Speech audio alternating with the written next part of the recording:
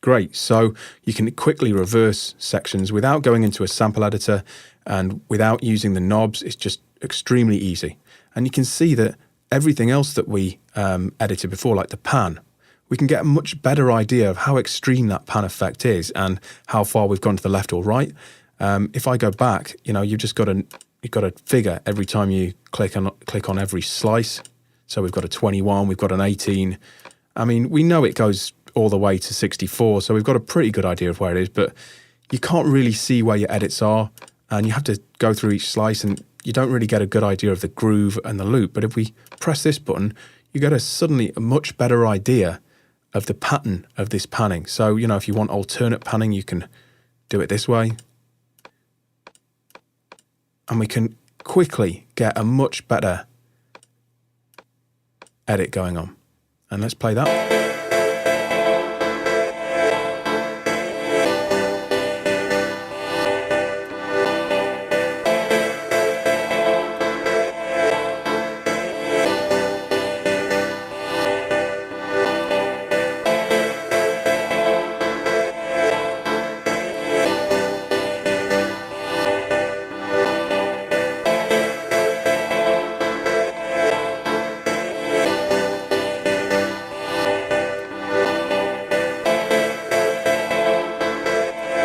So you can see how easy it is to build up patterns and to build up, more concise edits. An interesting one is this Alt section, and if you push that on, you get alternate playback of these different slices.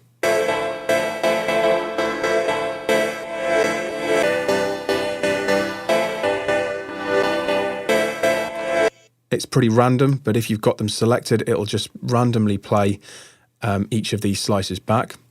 Also, filter frequency, which was originally there in the first OctoRex, and we edit it via the knobs, as I showed you before, suddenly comes to life, really. I think that using this system, you've got a graphical system and you can see where your frequency is. So I'll turn the filter down. We'll use a resonant low pass, and we'll take a listen to this, and I'll do some editing for you and show you what's possible.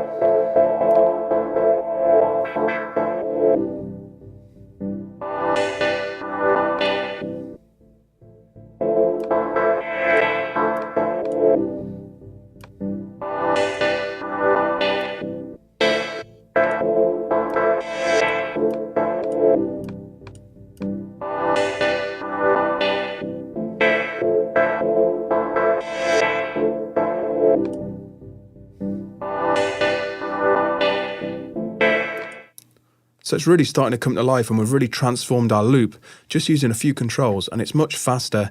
And selecting these, we can go back to any parameter, and let's alter a few decay parameters here. We can quickly switch between them and see where we are at any point. And we can quickly access this by just hitting this button.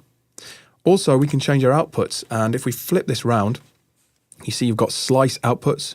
So if we take slice 3 and 4, well, slice output 3 and 4, and slice output 5 and 6, and feed them to this different area in the mixer, I can then choose these slices, and it's a good idea to use ones that we've heavily edited. So we'll get these reverse sections. So this one here, and we'll select it, and we can change our outputs using this, this bar here. Now, obviously, you can't really see. I mean, this is 1 and 2, 3 and 4, 5 and 6, 7 and 8, etc. This is the only time I suggest using the old editing system. So we can change it to 3 and 4. Sorry, that's the Alt 3 and 4 here. So play it back. And you should see that reverse comes through this second output here. So I'll play it back from the beginning. And obviously you could send this to rewire channels, you could send it to a mixer, you could send it to different effects. So you can actually affect and process whichever slice you like through the 8 different outputs. And this is really useful for building up complex process loops with alternate sections. So hopefully this has given you a bit of an insight into the new editing system in the Dr. OctoRex. And if you haven't already got Reason 5, I'd strongly suggest you go and get it. It's one of the best upgrades yet. And hopefully this will get you on your way to editing your Rex files and breathing new life into your Rex library.